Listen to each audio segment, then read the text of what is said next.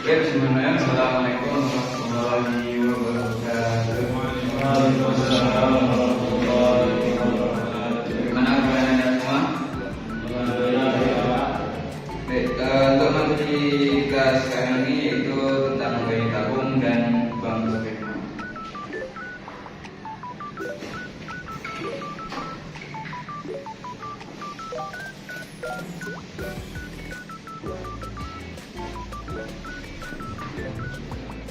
Apakah ada yang tahu dari anda semua tentang bayi tabung? Nggak ada yang tahu?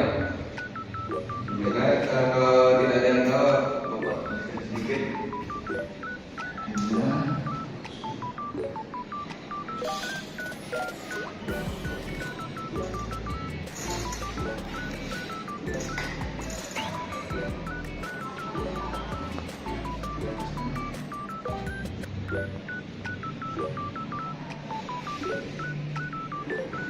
Nah, pengertian bayi tabung itu adalah berasal dari dua kata. Yang pertama yaitu bayi, yang kedua yaitu tabung. Jadi bayi tabung itu adalah suatu program maupun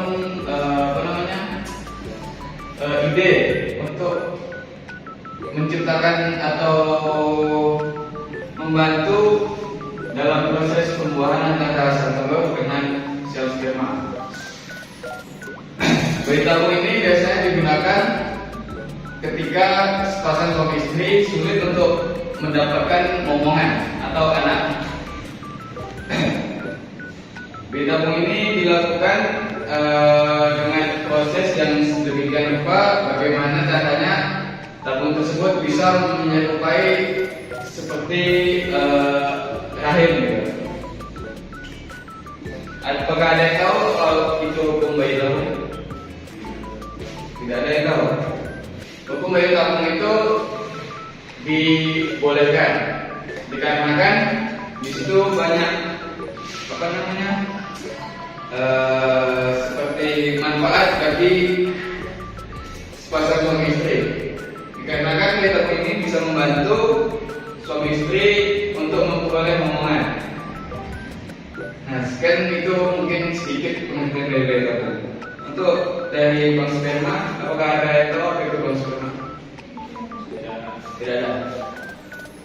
Bank sperma itu adalah bank di mana untuk menyimpan maupun menampung sperma hasil donor dari seorang laki-laki maupun seorang laki-laki.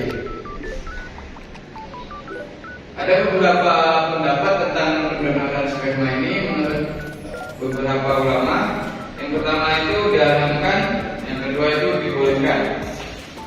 Ada yang tahu apa alasannya diharamkan untuk mendonorkan sperma?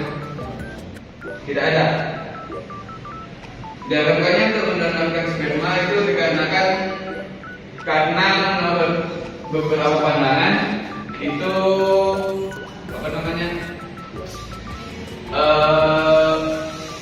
nah contohnya seperti sekarang ini.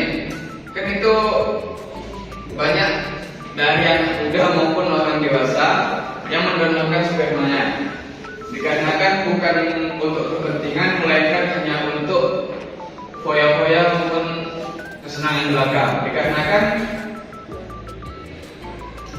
orang yang mendonorkan sperma ini itu dibayar dengan harga yang cukup fantastis lah istilahnya. Seperti di negara Jepang misalnya, maupun negara-negara Eropa. Kan itu sudah banyak orang yang menggunakan sperma hanya untuk mendapatkan uang saja tanpa ada kepentingan yang lain. Nah, jadi dikarenakan daripada itu diharapkannya menggunakan sperma karena banyak maslahat maupun permasalahan yang terjadi. Apakah ada yang ingin bertanya? Poin apa? Jadi kalau sudah, mungkin itu sedikit yang dapat Bapak terangkan maupun Bapak sampaikan. Sekian perhatiannya. Wabillahi taufiq wal hidayah. Wassalamualaikum warahmatullahi wabarakatuh.